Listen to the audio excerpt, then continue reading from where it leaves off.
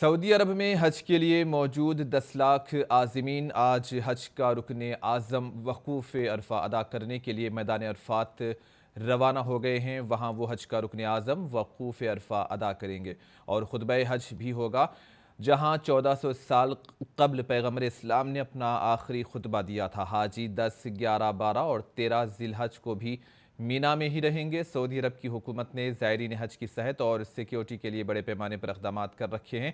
وزارت صحت نے مکہ اور مدینہ میں 23 اسپتال اور 147 طبی مراکز قائم کیے ہیں۔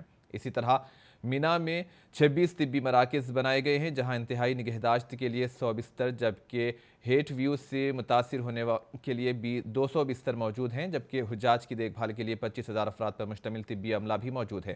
سعودی ریلوے لائن کمپنی نے کہا ہے کہ حج 1443 ہجری کے لیے مینا، مزدلفہ اور عرفات میں حاجیوں کی آمد و رفت کے لیے ٹرین انتظامات کیے گئے تھے۔